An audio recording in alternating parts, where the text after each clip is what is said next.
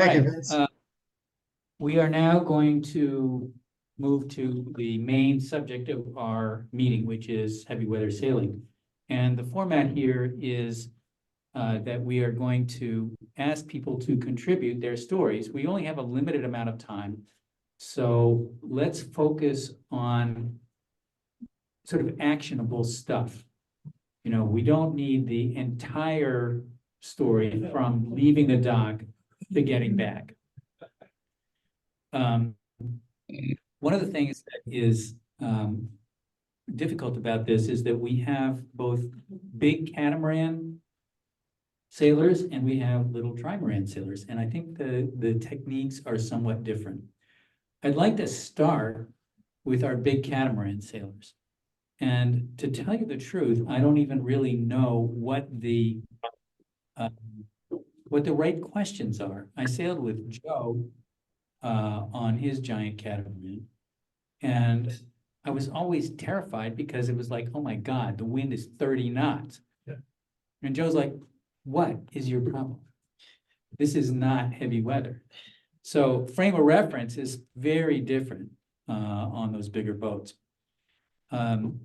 So I guess I'd like to start with Joe and talk to us about at what point do you really start to feel, what are the indications on a big cat that you are overpowered? When do you decide to get scared? Okay, I don't think I'm muted. Can you hear me? We can hear you now, Joe, Okay. yes. Okay, so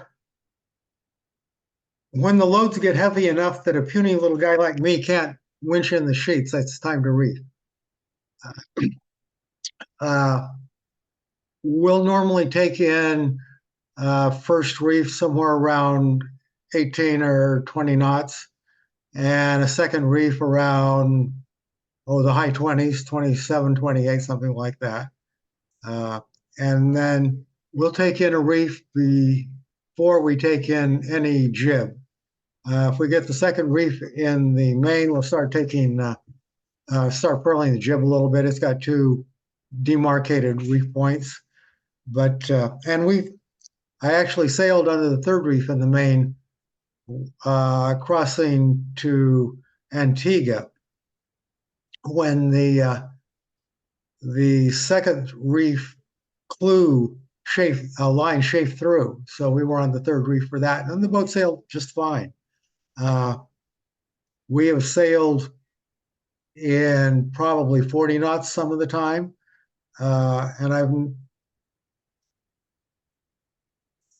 the boat has never felt threatened due to wind conditions.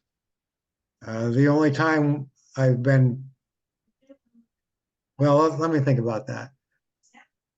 We had an experience in the Caribbean where we got hit with a squall. I think I've told this story before. We were sailing downwind in about 20 knots of wind headed toward Panama. And we got hit with 42 knots on the nose instantly. And I had the preventer on the main, and it was very difficult to get the preventer released. We ended up just dropping the main, scandalizing it, I guess you'd say. And the wind wasn't the worst part of it. The worst part of it was the very choppy sea conditions that had me concerned about looking for my immersion suit. The other time when I was feeling very attentive to having a hand on the main sheet is when we were crossing the same, let's see, this is a trip from Antigua to Panama. And we're sailing along in about 30, 32 knots of wind. We had 12-foot seas on the beam, and the boat's going 25 knots. And so I had my hand on the main sheet for a while. That was sort of white knuckle experience. And after a few minutes of that, I sort of came to my senses. We had everything in our world on that boat, including ourselves, so we backed off a little bit. Other than that, the boat handled it well, And, I'm sure there are conditions out there that would present challenges, and we may run into those on the Pacific Cup this year. I don't know. But so far, we're very happy with the boat. And so far, we haven't experienced extended heavy weather. And that what I would call extended heavy weather. Vince's opinion might be different.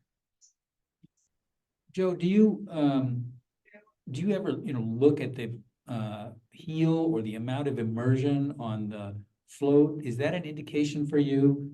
It certainly is on the tries, but maybe that's not really visible on the CAD at all. No, I can't see the keel from where I sit at the helm. I have no idea how far that hull is out.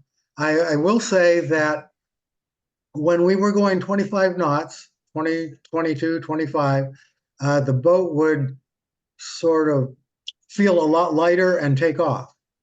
And the only explanation I have for that is a reduction in wetted surface.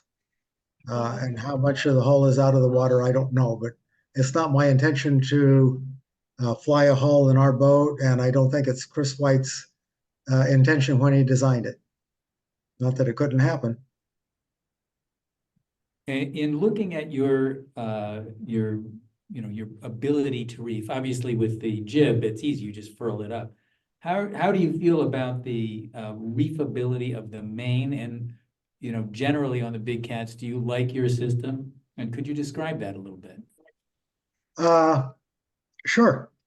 We have 3 reef points. We have a full batten main with Harken bat cars, and the main comes down very quickly when you need it to. It's a double line reefing system. The first reef is done with the tack at the mast, and the clue is reefed to a cleat or a clutch on the boom. The other 2 reef points come back to the cockpit. The roller furling comes back to the cockpit, and we have, as I said, 2 reef points. That the second reef point probably reduces the area of the main by, I don't know, 50, 60%, something like that. Right, so you really have probably never even used the third reef. What's the question again? You used the third reef once when the second reef chafed through, but otherwise you wouldn't typically need the third reef. No, we didn't need the third reef then, except that the second reef wasn't working. Right. So I spent some time hanging off the end of the boom, rerunning that second reef clue. Are you able to reef going downwind? Are you able to reef the main going downwind? Yeah, we can reef the main going downwind. We'll ease the halyard. We'll take up on the second reef clue and use the boom to pull the main down if we have to get it off the shrouds. Let's go to the what was the question, please? Do you ease the sheet? Ease the sheet? No. Well, we have to ease the sheet to pull the topping lift up to get the clue pulled into the boom. So we ease the sheet to that point and then pull the sheet back in to get the and raise the traveler to get the boom back up and get the sail off the shrouds. Is that making sense? Yeah. Let's go to the guy who was from Indonesia, who is in Indonesia, the former cheeky monkey sailor. You're sailing a 50-some foot Outremer? Yeah, it's a what's called the first generation or Danson generation, 2003 generation, Outremer 55. French are a little bit big on their sizes, so the boat's actually only 53.5 foot. It'd be considered a performance cat similar to the Atlantic that Joe's got. In terms of rig pressure and heel, we generally have about 4 to 5 degrees of heel, and that would indicate about 3 inches of immersion of the leeward hull and a commensurate amount of lifting of the windward hull. but it's not so much the hulls like on a try. You're actually looking at the rig tension. So we've got a non-rotating mast with single cap shrouds, and when that lured cap shroud starts to go soft, it's time to reef. If you haven't reefed already, we tend to, most of the time we're sailing conservatively. It's just us. Like Joe, it's our house, it's our life. So we're reefing as soon as it gets uncomfortable. Let me ask you, Yep. steel shrouds, Dyneema shrouds, or other synthetics? Dyneema shrouds and PBO forestay.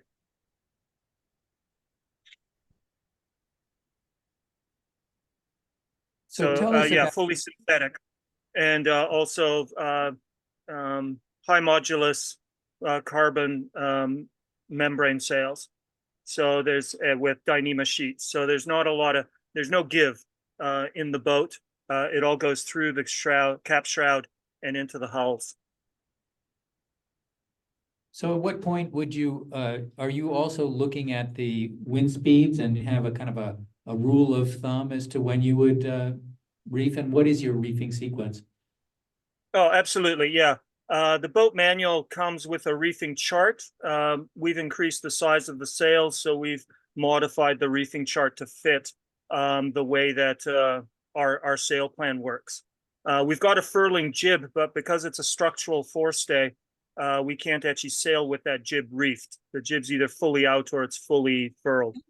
So we go to a stay sail when we need to go to a smaller jib. Typically, we'll go first reef at apparent wind speed of around 20 knots. If it's relatively flat, we'll push that to 25, 26 knots. And by that point, we're definitely lifting well, the hull's not coming out of the water, but there's you can definitely see quite a bit of bottom paint under the waterline. And that lured shroud is definitely going to be soft. But in flat water, that's okay. In any sort of waves, if the boat's going faster than 11, 12 knots, it's probably not comfortable. That's upwind, close reaching or upwind. So, we'll be reefing at maybe 18 knots apparent. All that reefing does is it decreases the high speeds, but it doesn't change the average very much at all. So we'll put a first reef in, second reef in. Second reef is about 60, just under 59% of the full mainsail area. And third reef is 36% of full mainsail area. It's a very, very deep third reef. In the 3 years that we spent cruising the South Pacific and now into Southeast Asia, we use the full main half the time, a second reef about 15% of the time, and a third reef less than 3% of the time. That's from our log. With the jib, it's a blade self-tacking jib, so we can take that to about 30 knots apparent wind speed. At that point, we've got a second reef in the main.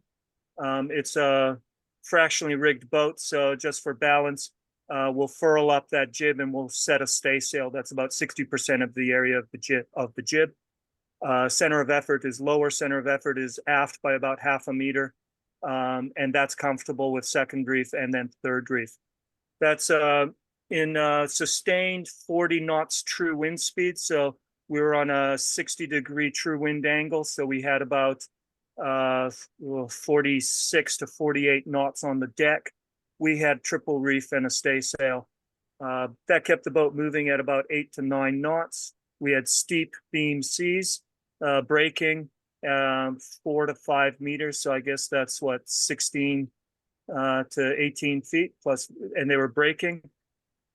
We're a dagger board cat. So in those cases, we actually lift our dagger boards and you can actually feel the sideways acceleration when the bit wave hits the beam, hits the boat. It's quite dramatic.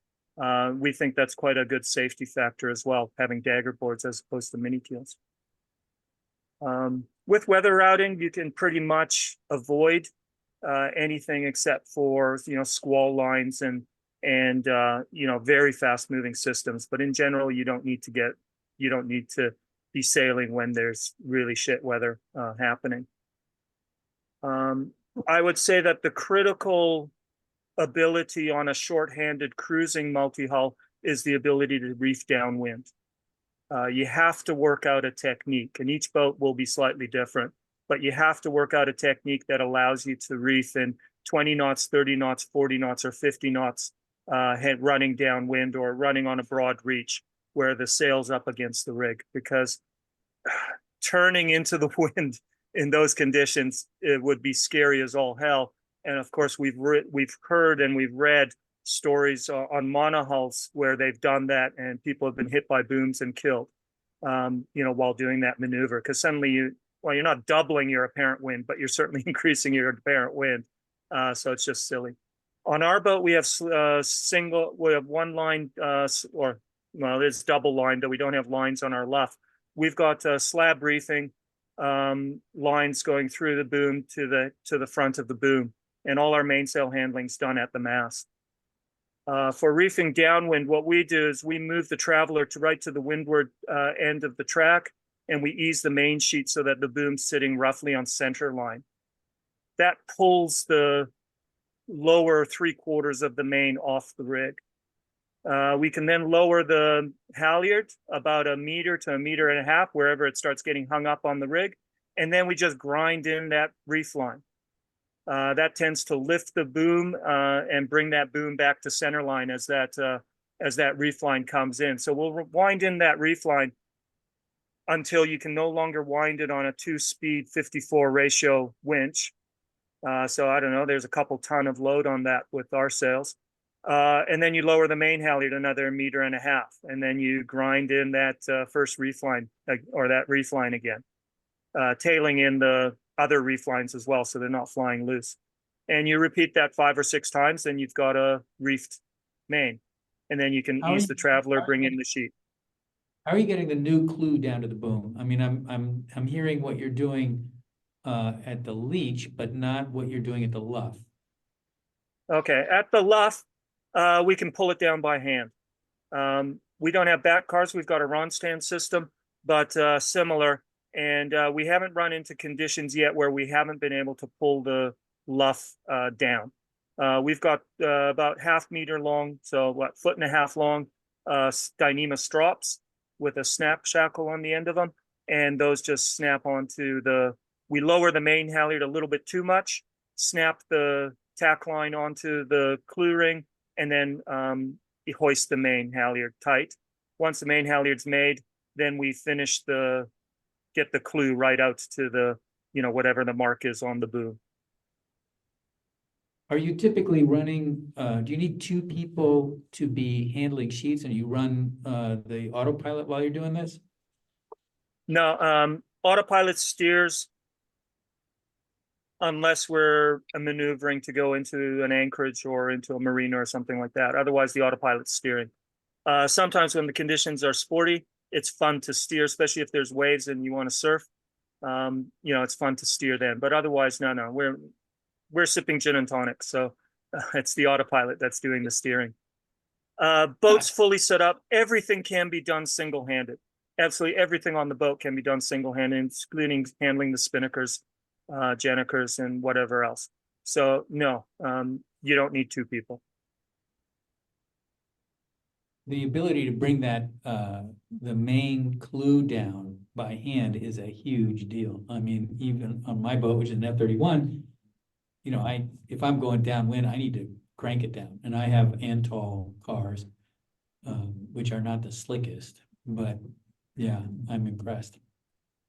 Yeah, well, we're doing it slower too, right? We're cruising, not racing. So, but the key thing is get the boom up to the center line or even above the center line, and get the leech line in tight before you're trying to lower the halyard, right? And getting that leech line in tight pulls that mainsail off the rig. Do you have a big square head? No, God, no, we didn't want to deal with that. So we've got our first batten is 4 meters long. So it's a round head, but it's not very round. Our ratio is 88%. Ratio of what to Aspect what? ratio. Oh, aspect ratio, got it.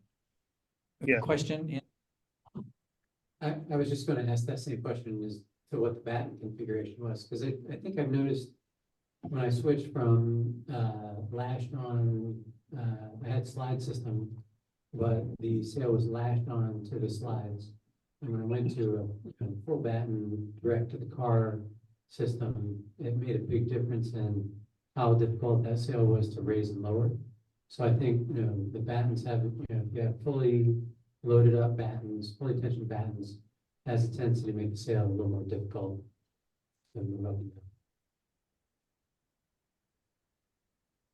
down. Paul, you were nodding and doing all kinds of various stuff. Would you like to add your thoughts? Yeah, I think at least I have the Harkin system, and I think if it's applying. Speak into the mic. Yeah. There you go. If the battens are pushing forward on the cars, they really don't want to slide very well. They want the bearings work best if you're pulling back. So downwind, it definitely does not work as well. It's more or less just agreeing. Okay. Any other questions about the big cat heavy weather situation? Yeah, I had a Do you question have for any? Tom. Go ahead, please. You said you bring the boom to center line with the traveler and easing the main. Do you worry about an accidental jibe in that situation, or is there just so much pressure to leeward on the main that you're fine? No, I'm not sure about tries, but the large cats, especially with skinny hulls like us, we're on rails. There's no such thing as a broach. We'll set the autopilot to 170 degrees true wind angle, so it doesn't do something crazy if we start to surf. But that's a sufficient safety to prevent the main from jibing while we're trying to reef it.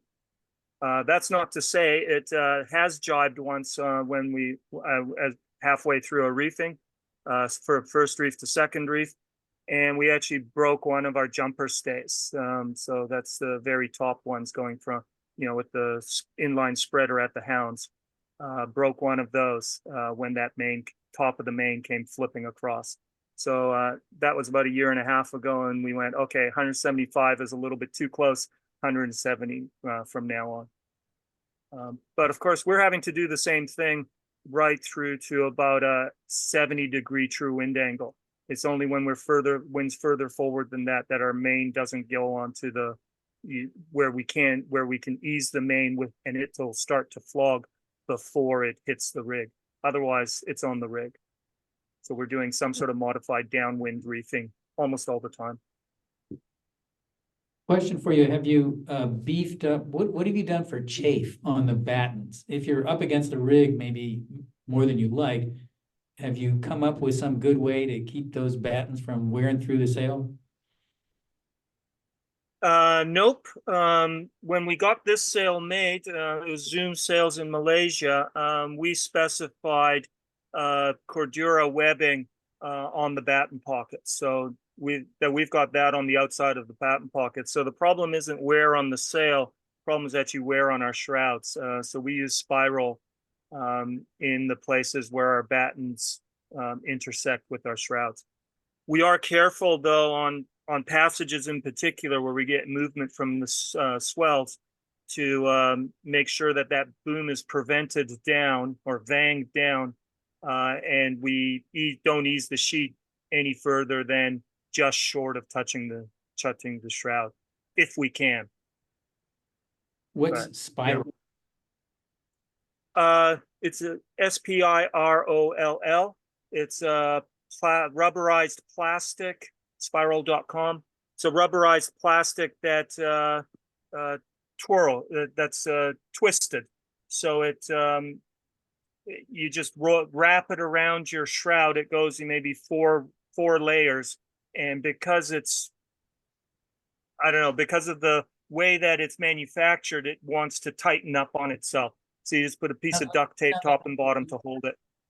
Is it a little bit like wire harness, cable wrap that you use for wire harnesses? A little bit, yeah. It's a rubberized plastic. Got it. Thank you. Any Plastic other size questions? rubber. I'll put a link to that spiral in the chat. I'll put a Great. link to the Thank- spiral in the chat. Excellent. Yeah, John Franta at Coligo, actually, he consulted with us, or we consulted with him when we did the synthetic conversion of our rig, and that was something that he recommended. So we've also got overbraiding, polyester overbraid on top of our Dyneema shrouds. One last question from me on your small jib. Do you get a pretty good sail shape? And if so, I mean, are you using a 3-to-1 on the bottom? How are you getting enough sort of luff tension and straightness of forestay to get a flat kind of foil? What's the setup there? Yeah, we've got a 2-to-1 halyard going to a 54 ratio 2-speed winch. So it's basically as tight as we can get that on that, get as tight as we can get it on that. We're looking at about 4 ton of load on the fittings. And I think the clutch is rated to 3.5 ton, though it should have about half of that. It's on this size of cat, it starts getting pretty beefy. Yeah. Any other questions from our group or the people online?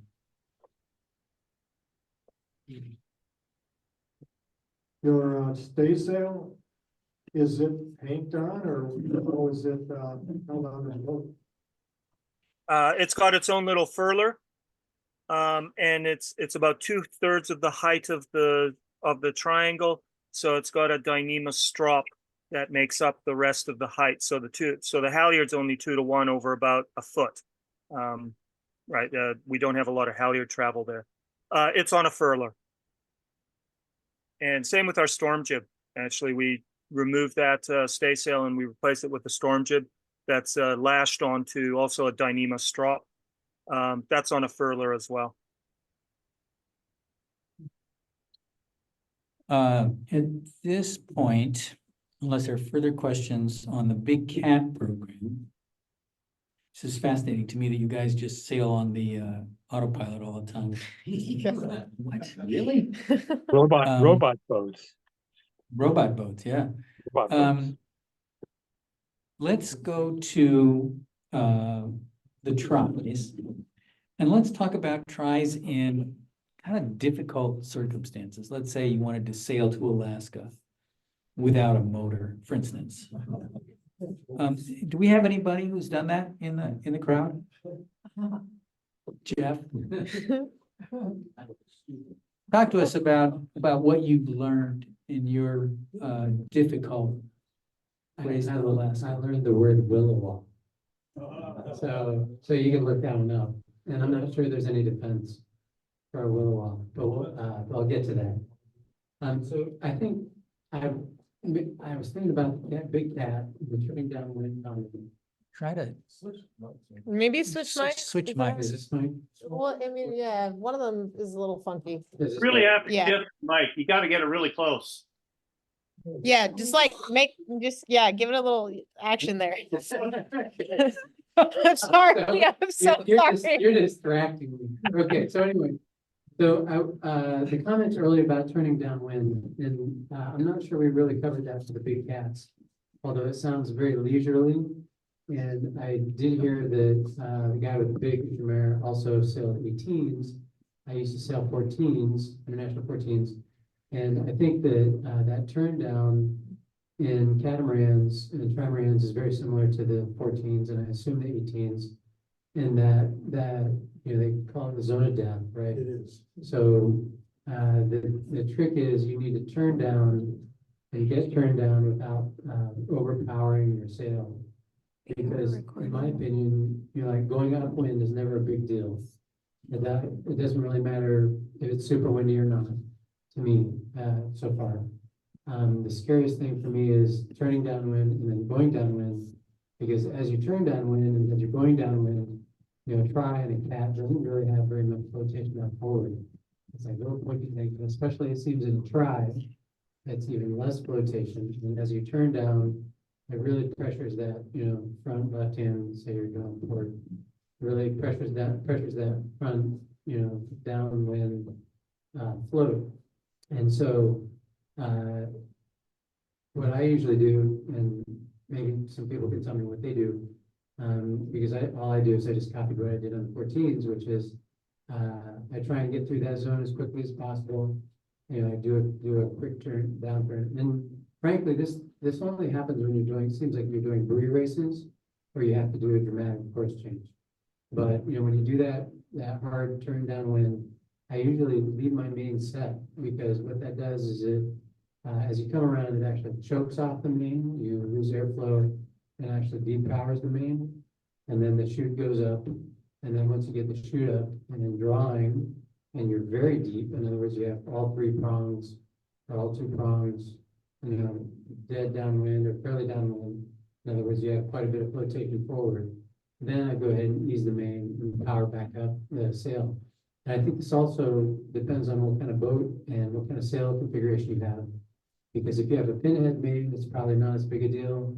If you have a big fat, you know, like 45, 50% fat head, or like someone in the club has like some gigantic, you know, 80%, whatever it is. It's only 60. 60%, head, I mean, then that puts a lot of pressure on the top. So anyway, so I have to keep that choked in and then go downwind. And the same thing, if you're going downwind, I like to, you know, with the chute up, the main up, if I ever see that leeward float start to dig, I always try and leave the main where it is, steer down super fast, because steering is faster than I feel than adjusting the main.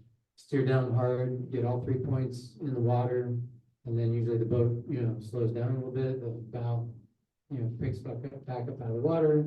Then once you have it back on its feet, then you can go and you know, ease a little bit and you head back up. So, and that's just the gust thing. So I just wanted to talk about that real quick before I went into the little one. Okay, before you leave that particular subject, which is near and dear to all of our hearts, you know, you're getting ready to turn down. If you hold the main in, you know, first you're going upwind, everything's sheeted in super tight. Then you're coming down, especially with the big fat head, there's a lot of resistance. I mean, you can lose the rudder. Yeah, you don't dilly dally. You like just crank that thing around. So like, you know, if you're going to just ease off and say 1, 2, 3, you're gonna do a nice, then you do need to ease, right? Because, you know, just having that main in is just creating more pressure. But, you know, if you just yank that thing around, go, you know, like pretty much directly down your course, you can do that with leaving the sheet in and then deep hard as you go down. So, okay. So I've done a fair amount of international reporting, and I found that very relevant, I think, for flight sailing.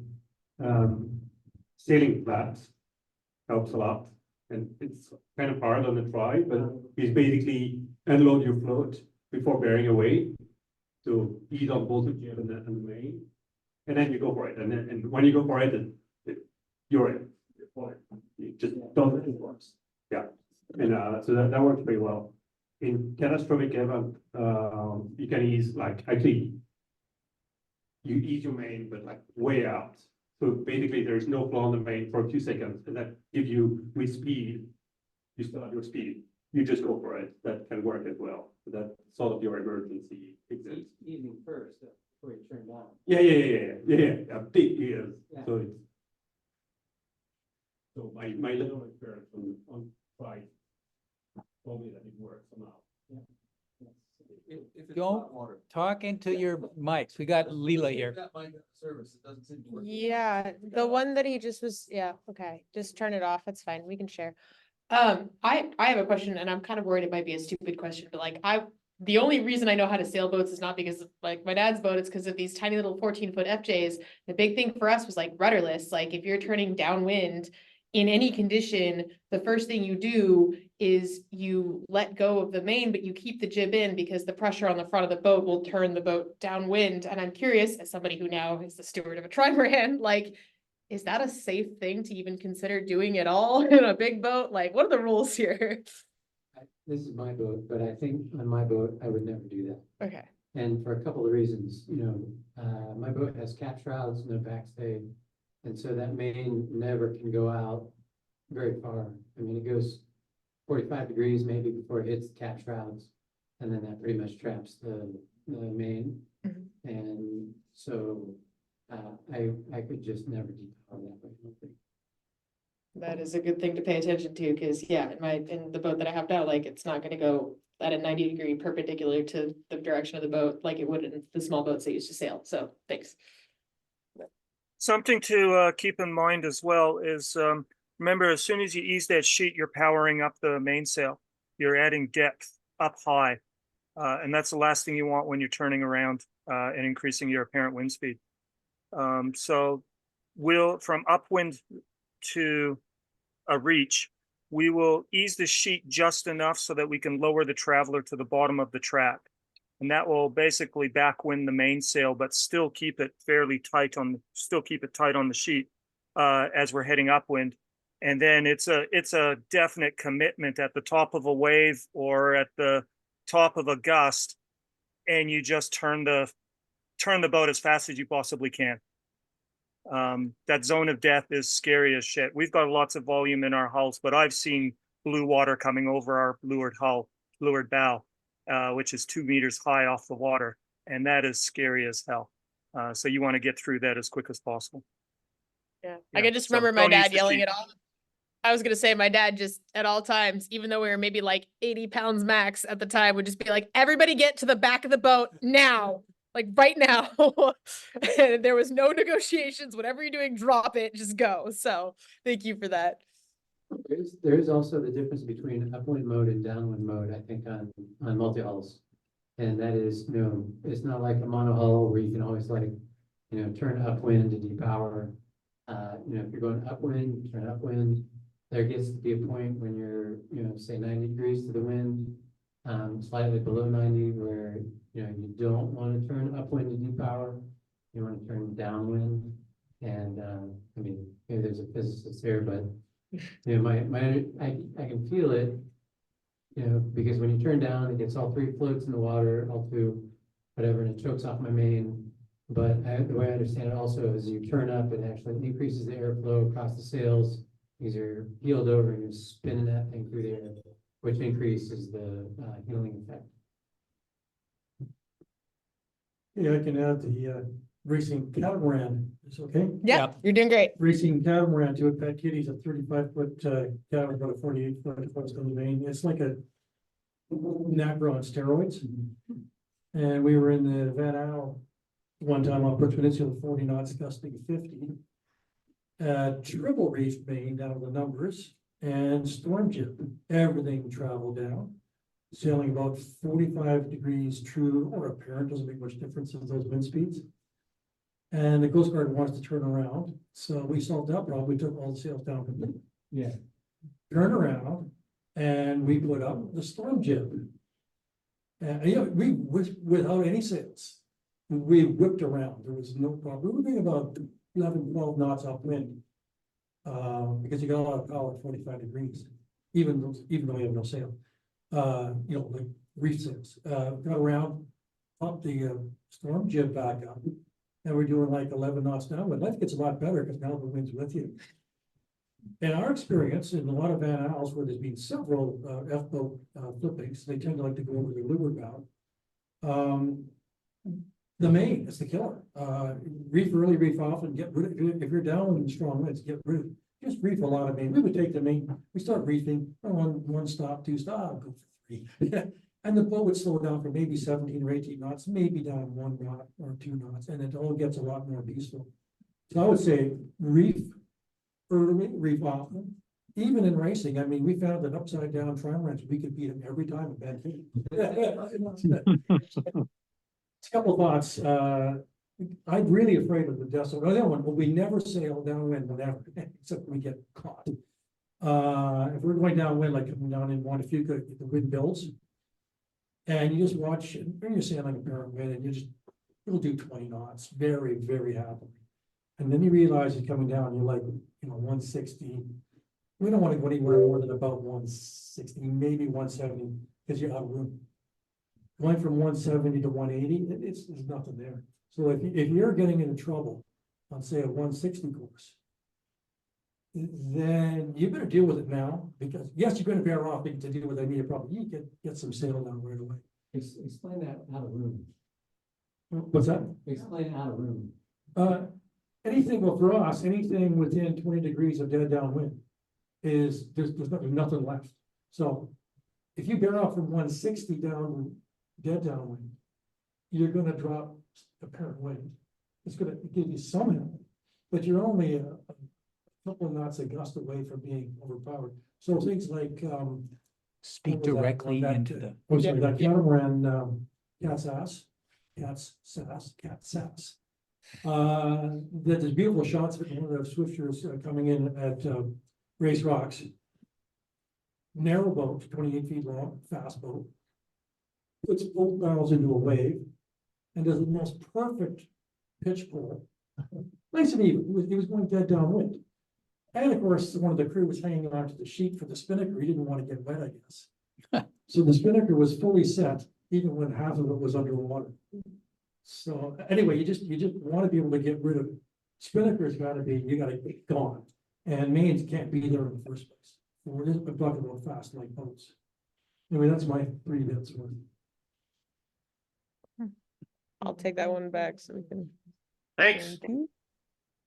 Let's get back. Yeah. I'd like to get back to Jeff's experience with the try on R2AK. And specifically, what did you find about ability? I know you changed sails many, many times, reefed, unreefed, dereefed. What did you find difficult, easy, helpful? Yeah, I would like to reinforce the part about reefing the main downwind. I mean, we definitely tried to take the main out of the equation just because it's just more complicated to douse and it takes more time to reef. And the head sails are much easier. You can blow them in, instantaneously. So, we would be running downwind with a big spinnaker up, and we still might have a reef in or something like that, just in case, has to be a little extra cautious. So as far as reefing goes, I wish Mike Hummels was here because he's decided to make reefing his religion. He said that he says make it your religion. Make sure you can do it as fast as possible, as often as possible, and make sure you can do it over and over and over and over and over again. And so before we did the R2AK, I had 2 reefs in our main, and I made a little video for the crew, and I was like showing them how to reef, and as everybody's out of state, and I was like, well, here's the 3rd reef, we'll never use that. We probably used that like half the time when we were up there, because it just happened to be kind of a highway year, and very.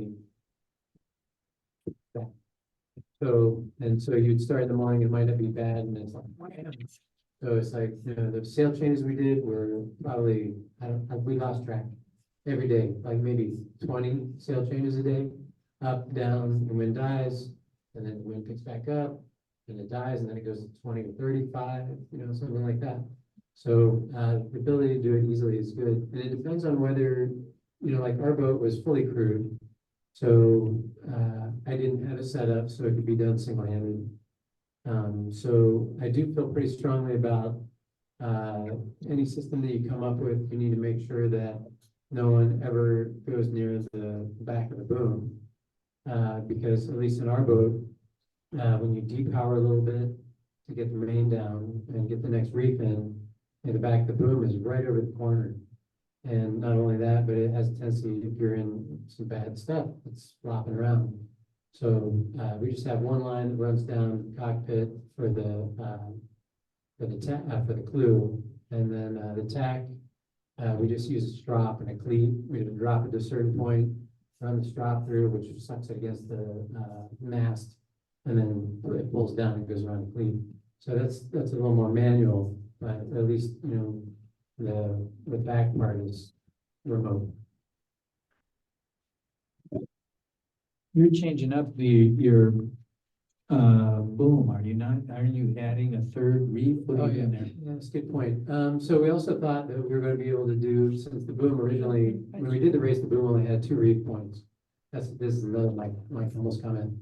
It's like, so what we decided to do is, you know, what a lot of people do in buoy races, which is, you have two reefs, you bring the first reef down, and then when you bring the second reef down, you reuse the first reef to go back through and get your third reef. You got a little tagline, a little loop that goes between reef 2 and 3, and you just tie it onto that tagline, and you just have, you know, put one side of it and reeves the, you know, the line through and retie it.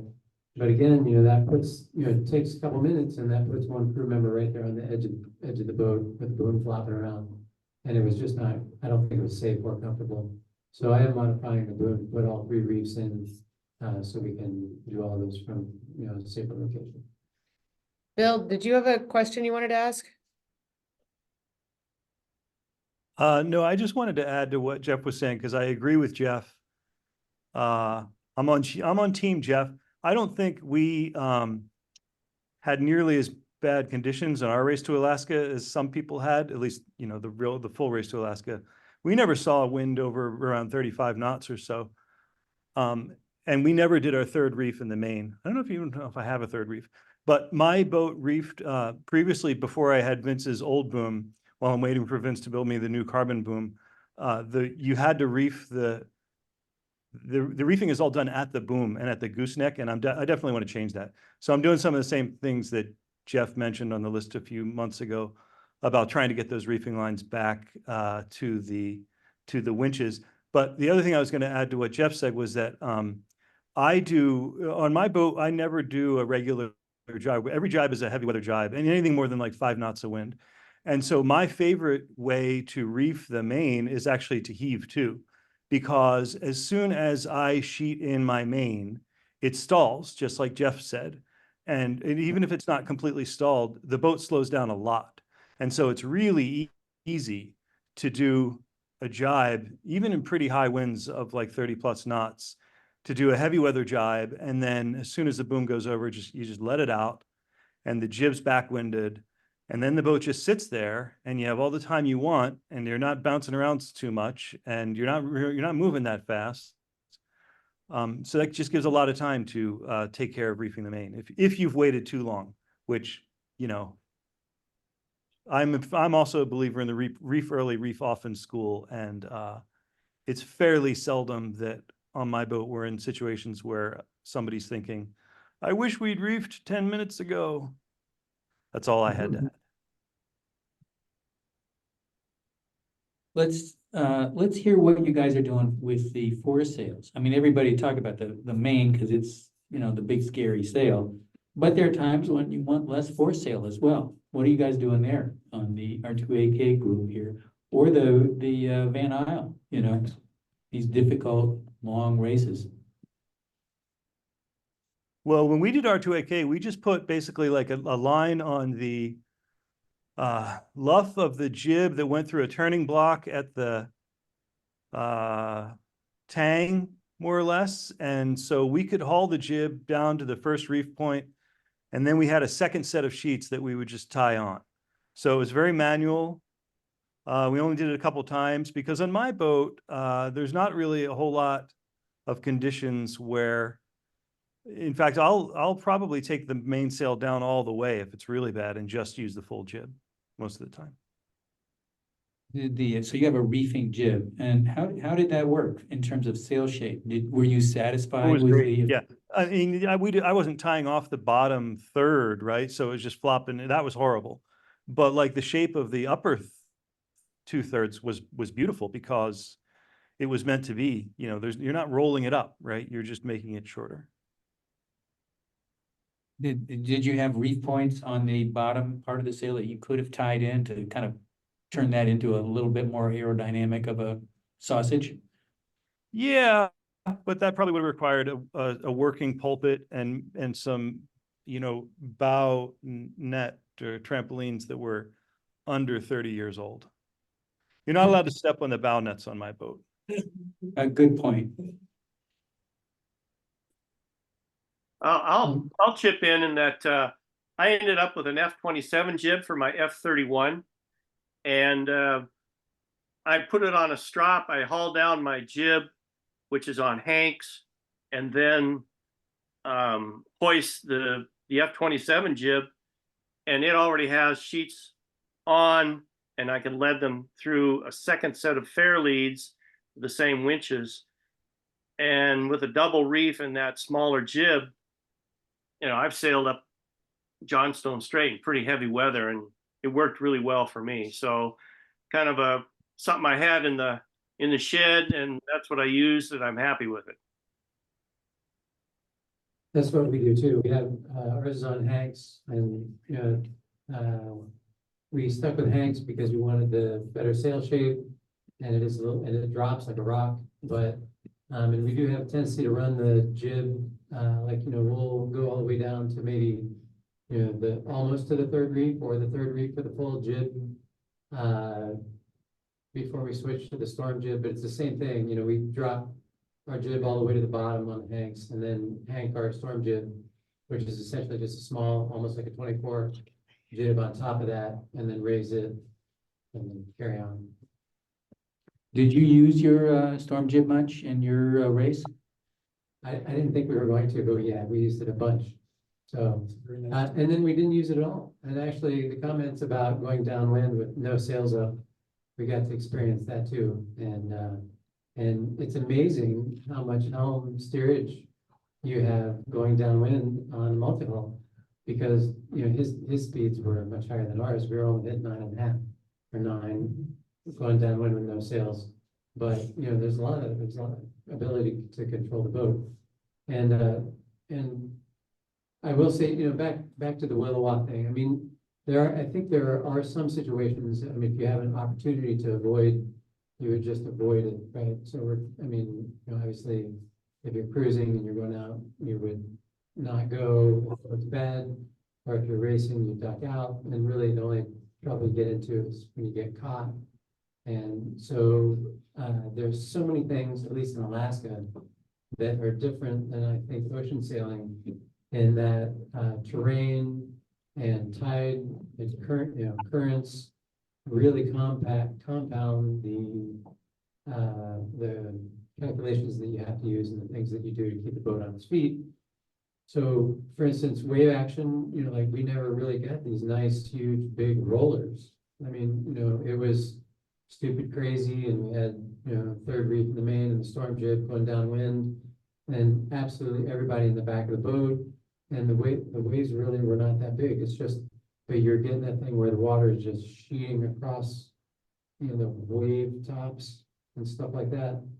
And I really honestly don't know what the wind stuff was, and our strategy wasn't really a strategy as much as reactionary.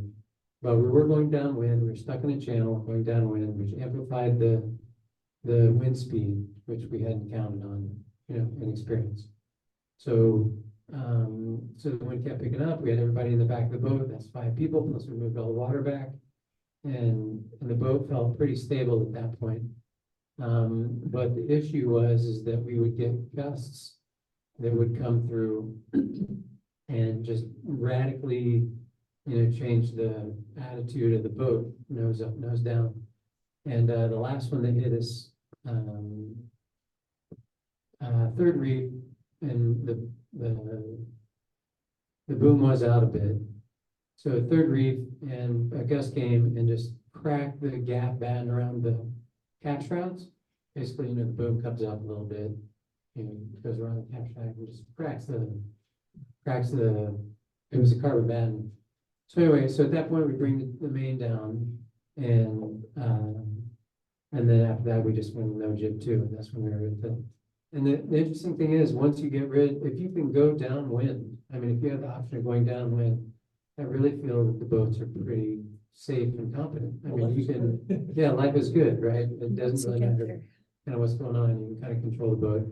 And I don't know, there's some offshore people here that probably maybe in the ocean have had to do droves and things like that. But again, you know, Alaska, the wave state was just never big enough for that.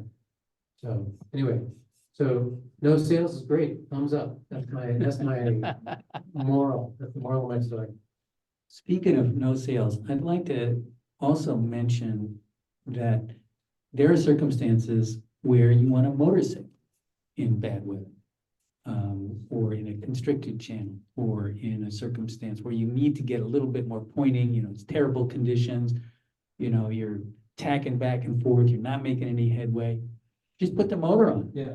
You know, it might be coming out of the water every 30 seconds, you know, going rear, rear. But Motor and jib. motor and jib Works great. is a great combination, at least on the F boats. Now, I assume on these giant catamarans, when the wind gets over 30 knots, you guys just motor it, right? What? Yeah. That's sailing weather. Well, okay, it depends, right? But I think the two people with cats here have got cats that can sail, so we sail.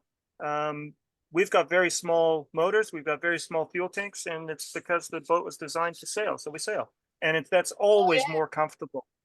The F boats, Cheeky Monkey had a big overlapping Genoa, but we also had effectively a self-tacker J3. So you can tack the boat in no space at all. So heck, I don't know. There's no circumstances where I would consider motor sail. Thank you.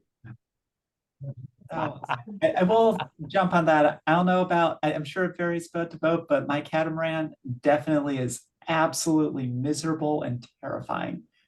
In any kind of chop or weather, trying to motor or motor sail, it's behaves so much better under sail, assuming that's an option with the direction you're trying to get. If you're dead into the wind, it's just going to be miserable. Okay. I will Enjoy say, it. actually, the small cat, the 9-meter Cadillac I had, it would actually motor better with a little bit of sail than would motor by itself in rough seas. It was much steadier and much easier to steer if you keep just the smallest amount of sail. And it had the old-fashioned roller furling boom on it, so you could adjust it to down to a handkerchief if you wanted to. But we were out there in 40 knots with a single outboard, that little sail, doing just fine. So I'm going to show a little video of the setup on my boat, which is similar to the big catamaran in that there's an all-in or all-out jib, then an inner forestay, we call it a solent, but a stay sail essentially, that balances the boat. Let's see. No, hold on. Give me a sec. Technical difficulties. We're having some technical difficulties. Stop share, start share.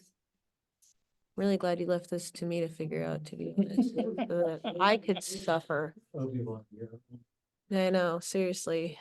I'm working on it. Okay, I think this is the one we're looking at. Yeah, is that the one you wanted? Okay, so that's That's, my boat. You can't, it's a little hard to see. nope, that's the one I want. Let's see, the other one is this one. So, yeah, that one was a little too far away to see the on my boat, the third reef is at the upper shrouds, and then there's this stay sail that goes to that exact same spot, and then some check stays. This one is hypothetically harder to see because it's in vertical format, but we're gonna see what we can do here. Hold on. There we go, share. Ah. Okay. There we go. Configuration ever.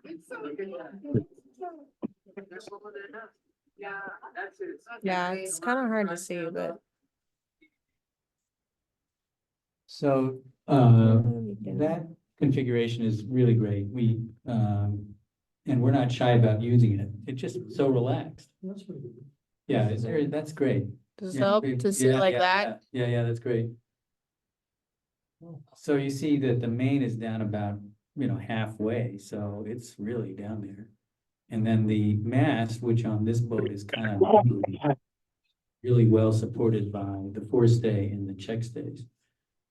Now. I didn't know a master mainsail could do that, Yeah. to be honest. So I think that is where Jeff's third reef is. Is that right, Jeff? Yeah. Yeah. That's right. Well, no, my third reef is just a teeny bit below the house. Oh, okay, below the hounds. Okay, so yeah, this is considerably further down than that. Question here. Yeah, just a quick comment on that. It's really useful to have your reef point set so that you're supporting your stay sail, wherever it is. Ideally, you keep your main sheeted in to control your forestay tension, because often when you reef, you got nothing supporting. It's in between the fixed rigging attachment points. So think about that when you decide where to put your place. When you're on your third reef and your storm jib is sort of like you're so far down and so little sail that you just live with whatever you got, and it's probably okay. Yeah, you're right. So we were out. Speak in right, big waves. hold it big close, waves. hold it sorry. close, yeah. We were sailing quite big conditions. We were reefed, but we had the full jib out. Scariest bit for us is the forestay was whipping. So we had to, so I thought the fittings would be, the Jesus shackle was going to explode. So I think, yeah, you're right. I think you get the reefing points correct.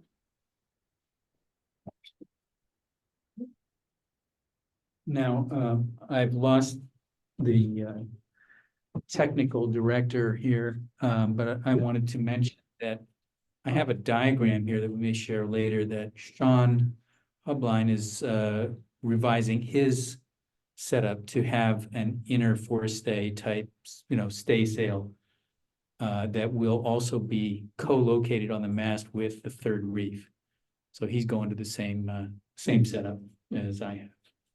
So I have a quick question. Does anyone has experience with boomlass, trimaran and reefing, especially downwind?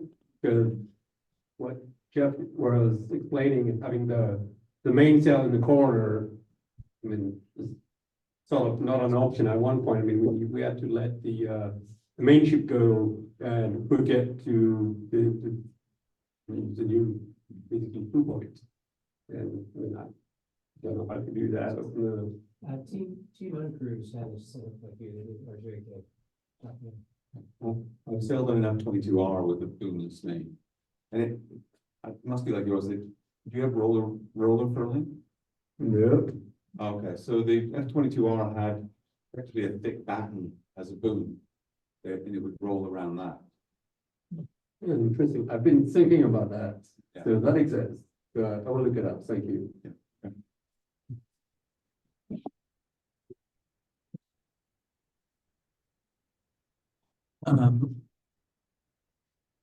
Look at my list of discussion points.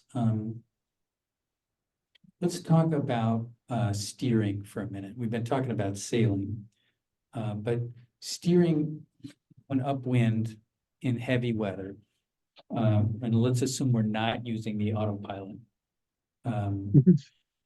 What tips would you give us? I mean, how do you think about steering upwind? Let's say it's a typical Puget Sound situation. It's not a big swell. It's nasty short chop. And it's, 25 plus, 25 to 30. You're reef down, so you don't have a lot of, you don't have as much sail area.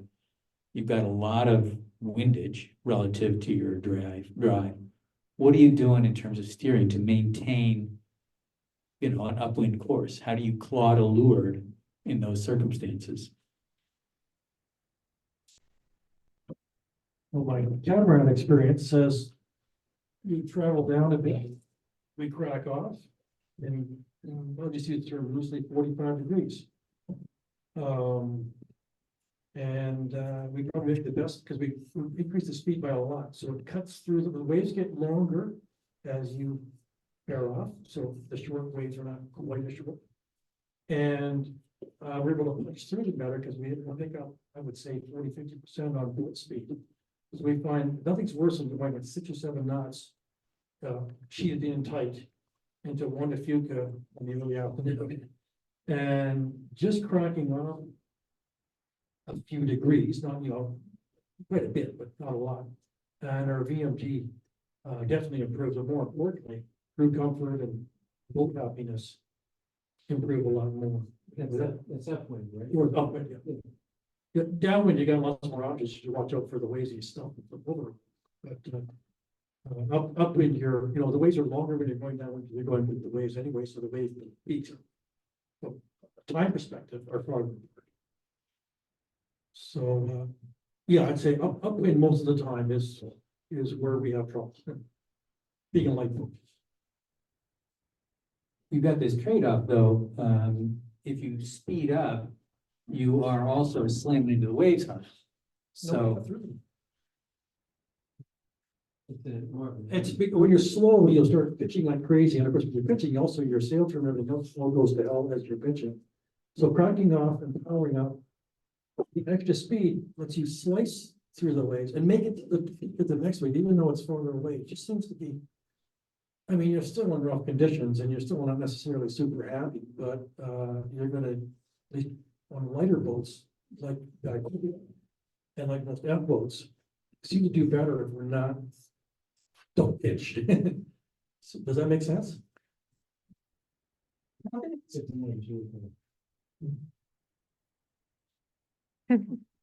Johnny, would you like to comment here? I'm just laughing. Yeah, so we have this great debate, on the boat, and Vince is one we call them the pinch and the closest. He taught his daughter how to sail as close to wind as possible. But as we've seen, often we debated back and forth, but he's a captain, so often he wins, until he looks away and then sail off a little. But we've witnessed this in other boats, maybe Doug being one of them also, that they, they're not afraid of that little speed, so they're like, oh, sail off a little bit. And you start to get up on top of the waves. And that we just have this debate back and forth. So hopefully you all have this similar debate. Usually the captain lets until they look away and then just crack off a little. Would anybody like to talk about? I had a comment on what we were just talking about.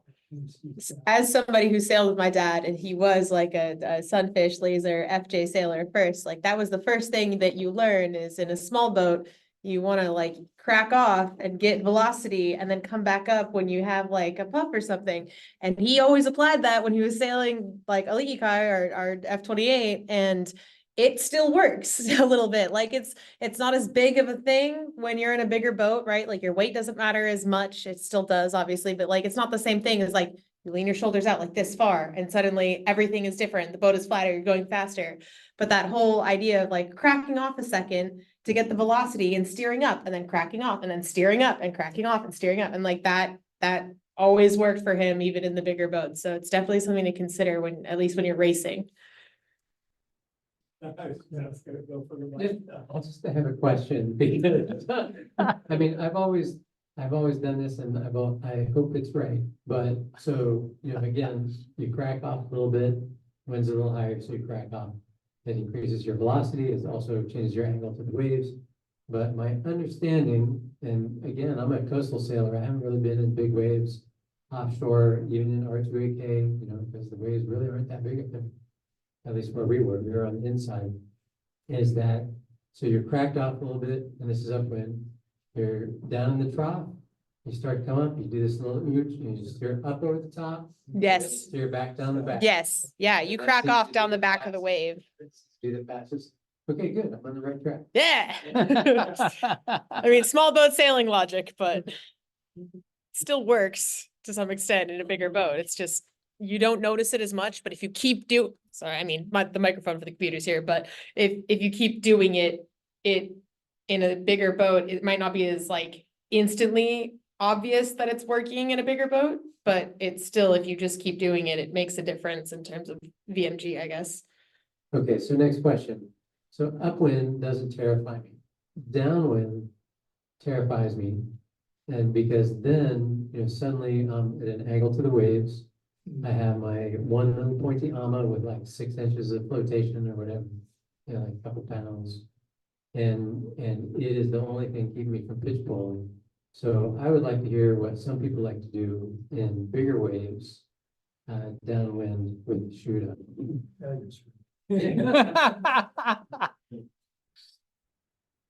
Dude, yeah, go for it. On that one, watching several F boats over the years flip over that skinny bow. It seems to be one time in Swisher, we were coming in towards Gay Bay, we were lead boat. in Bad Kitty, doing maybe 18 or 19 knots. And Wayne Gorey passed us after we did one of those famous reefs I was talking about earlier, because we dropped down to 17, and he was still doing 18 or whatever. But he was overpowered. And in the end, you're running, there's always a wave somewhere, and you're gonna run to the back of it. And that starts the whole thing. So once that little valve goes into a wave, it's a perfect pivot point. So we would reef on boat speed and wave conditions, including anticipated waves. So anybody, you're like race rocks, you know you're gonna get a standing wave or something. We would take the boat speed down another couple of knots. Yeah. The less sail we had, I would say the closer we could go to any risk, because it's a much softer response if you don't have a lot of sail up, but if you're under a chute and yet anything changes, like, because your bow goes into a wave, what happens? The boat slows down under 2 knots. What does that do? Increases the apparent wind back up. And it's a chain reaction, which I'm sure many of you have experienced. So, okay, so I'm there, I'm going downwind, I had the chute up, I've got a standing wave. My normal program is to steer down, which doesn't seem right to me in big waves, like, because then I'm, because, you know, you just, seems like you're just poking the nose into the bottom of the wave. Well, if you're really in big waves, you want to point it straight down, but by that point, you probably shouldn't be having your spinner group anymore. We speak from painful experience. We didn't flow over, but it's like really scary. Were you there when Redshift went over at Race Rocks? Well, by then we were about a mile or two behind them. We passed them very rapidly. So it was the old story about you have to, in order to win a race, you have to finish a race. So, and by the way, Wayne's a super good sailor, and he just got a little, you know, he always pushes it, and he got just a little too greedy, plus a little bad luck, you know. So anyway, every boat's different, but on Bad Kitty, we're sort of like, if we're 7, what we do is we get rid of the reef in the main. That's the most dangerous. We've got top runners, so we can still run the spinnaker. And then if we're thinking about a secondary from the main, we will usually get rid of the spinnaker at that point and go to some form of white sail. Typically, we'll go to a reacher, say 1 reef plus a reacher on you know, down a bit from the top of the mast and from the house. And that gives, we just have a lot more control. There's way less sail area. I don't know, it just seems to work a lot better. And we don't end up going that much slower. So even when you're racing, it's not bad. I have to say, I have a small spinnaker that I got from Martin years ago. It's, you know, some terrible sail, but it's really small. And The chicken shoot. it's a chicken shoot. And God, I love that thing. So if everything is under control and you're going downwind, what is your optimal steering? Because again, I assume that, you know, you're surfing and you don't want to just poke it into the wave in front of you. So if someone could just walk me through their steering in the way they like to steer those waves, the big ones that I have been in, and how do you steer this thing? Well, I have something on that really quick. And that, you know, when you get down in those, and now you're down, and if you're sailing pretty far down, now you have like the square top sail that's way up there. Now you're sailing down, and then it catches up there. And that's actually when you want to get, you know, you sail down, you're slowing down, now you're inside a wave, and you're getting a lot of power from the top. And so that's when we want to kind of like get that power out of the top, be like, oh, let's just ease back up here a little bit. Steer up. So Yeah. you're steering up. Steer up a little, because with these new sails, you know, then you can feel it like, whoa, and down. Well, it's for different ways. So if the west coast of Vancouver, we'd be in like 2-3 meter waves left over from big storms and stuff, where the whole boat is on the face of the wave going downwind. And at one point, Carl, the owner of the boat, thought that the mast had fallen down because it was at an angle like this. Then he noticed the boat was at an angle like this. So he said, oh, that was good. And then he realized that's not good. And so I was steering, having trouble with two rudders, good rudders, having trouble holding them in the water, like on tiller, so very responsive, but you could feel them breaking away, so you could only do as much as you could do, trying to keep the boat going mostly square down at that point, and stop the wave straight in. And then you just hope you're not gonna flip it. Clearly, it was that kind of problem. If you're down at the bottom of the waves a lot, it's not that windy down. And you come up on top of the wave, it's windy, well, your mast is something in that wind all the time. So again, that's one example where we made a mistake and we should have got rid of the spinnaker, really, and we didn't. But big waves are different from little waves. Big waves don't trip you, you just stuff right into them and go right over. But the little waves are the ones that trip you. So there's there's some lessons that we can take both from the Volvo race, but more importantly, like the Route de Rhum and some of the big tries that are single and shorthanding around the oceans.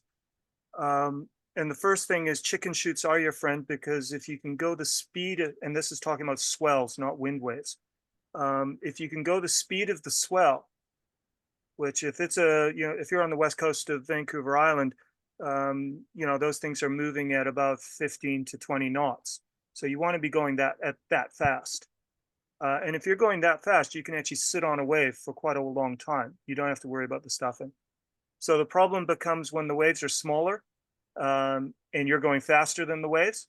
So then it's the S shape, and it's easier to do on a monohull and a cat. With the try, you've got that lured AMA, and in the F try, you've got that very low volume lured AMA. So you're sail an aggressive S, and you got to be careful with your apparent wind speed as you're coming down the face of the wave, so that by the time you get to the trough, you are not facing perpendicular to that big wall in front of you. You're set to start going up it at an angle. The other thing with a chute, as long as it's got some sort of shoulder and some sort of depth up high, even if it is skinny and short, it's should be lifting. So if you, on the cat, we run guys or braces to our bows. I'm not sure if you can do that with the F boat, but certainly there's a lot of lift, and we'll transfer from the sheets on the leeward side. We'll transfer from that sheet. We'll use the lazy guy, and we'll actually sheet from the guy to help keep that leeward bow up. So, and then we'll put a second reef or a third reef in the main, or get rid of the main completely before we'll get rid of our spinnaker. And that's a spinnaker that we run to about 40 knots true wind speed, which usually means up to about 25 knots apparent wind speed. And of course, you don't want to even think about the consequences if you do stuff the boat into a wave and lose half your boat speed. That would be rig out probably. Boat fight. Okay, guys, it is getting towards the end of our discussion period. A lot of people have come from longer distances. So we're going to wrap it up here in the next couple of minutes. Anybody have any final thoughts? Diane wanted me to say something about the BCMS. Is that okay? Oh, please. Go for it. Okay, we're kind of a smaller, runchier club than you guys, but we still try.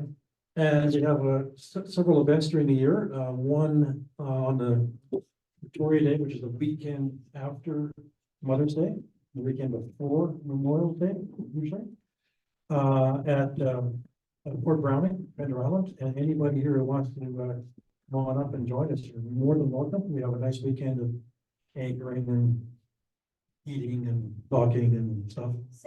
Sailing, little fun race and so on. So it's really a good event, good way to kind of get the season started. In late July, we usually have another one of these things at the Nile. And it's a really good place to start your cruises northwards, because you can stock up with everything there. And I think we're doing it this year around the 20th or so of July this year. I'll send the information to Diana when we got it formalized. And then in September, the Labor Day long weekend, we have another one back at Port Browning again. anybody who's either coming back from a cruise or whatever, it's a great event. We usually get 1 or 2 US multis there, but not too often from the association here. Because you're probably busy sailing somewhere else. But anyway, you're more than welcome. And we do have pub nights and stuff. So if any of you find yourself up in the Vancouver area, certainly can contact us. And if you're there at the right time, you're more than welcome to those as well. That's it. There's a few people that don't know what BCMS stands for. BCMS is British Columbia Multi-Hull Society, which is kind of like this group. Where are you based? That's the problem. Kind of like you guys. All over the place. That's a problem. So we have trouble having in-person meetings because like half our club members are up and down Vancouver Island, much on the lower mainland, one in Alberta who's on here. So Do you have a good like email to contact or something well, for people? yeah, if you go to our website, which is kind of crap, you can go to the What's the website? yes, Diane, she's got it. Well, BC was it BCMS? I don't know. I was just gonna throw it in the chat. Just Google BC Multi, Yeah. you'll get there eventually. Yeah, cool. And then just send a general email to that and we'll respond. So anybody for any reason, just send an email to that and we'll get it to the right person and get an answer for you. I threw it in the chat for you. Okay, there's a couple of other ones like the. Oh, thank you. Exactly, like the Cal Bay Regatta, which is a big one, and a lot of you guys have been here over the years. We sort of sponsor it, we have a bunch of prizes and stuff, and so we, as a club, we do thank you that particular racing weekend, and that's usually August 1st-ish. That's all. We like having vacations and holidays in Canada. My dad, I'll be there. We're So, racing. It's happening. You're supposed to be there before. Yes. So what we do is we do this year it's August 3rd and 4th. And that's really good. It's often just fantastic winds, never more than 18 and hopefully never less than 12. So it's a lot of fun. So yeah. And anyway, if anybody is gonna come up our way, if you send an email to the email thing on our website. It's also in the We'll respond within a day or two. Yeah. Great. Thank you very much. Thank you. Uh, Yeah, we'll end up with me. I'm the guy. Last thing, Paul English. Is my time on the website for the Northwest Multi-Hull Challenge? No, I need more info from you. That's just Joe and Sue, I have no excuse. You know, when you're the first guy, you always win. Oh, geez. Anyways, I would encourage anybody to do one of those courses. They are really fun. It just changes the feel of a day sail if you have some marks to go around. Even if there's nobody else there, it's just fun. I think we should also clarify for the people who are new here and just checking this out. We have kind of do-it-yourself race courses that you can check out the courses on our website. If you're interested in racing them or beating Vince's time, then that's all the guidelines and instructions are there. And then you can just send us your results and we'll post them on the website and rank you. Yeah. Does Paul have anything to say about that? Yeah, Mike, yeah, sure. I'm a little behind for a variety of reasons, but my goal is to get your results published within let's say about 2 days of you getting them to me. And I have results from Joe and Sue doing the Tacoma course with Sean and Jess, I believe, on Joe and Sue's boat. And Vince is to publish. And this will just be ongoing throughout the year. And please do ask any questions directly and we will get them answered and figure it out. Can club members with monohulls do that same course? Absolutely. You must be a paying member of the club to do the course, but I don't believe we said you had to have multiple. So yeah, why not? The current rules, we'll have to make revision if we want to exclude monohulls. No, we let those fuckers come.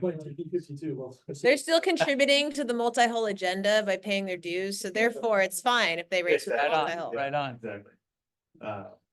Great. Yeah. Well, thank you all for coming. Great meeting.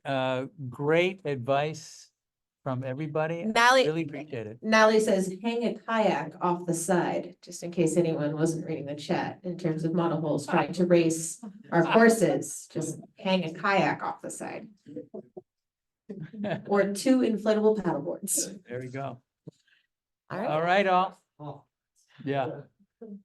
Thank you, Awesome. everybody. Our meeting is adjourned. Well, thank you.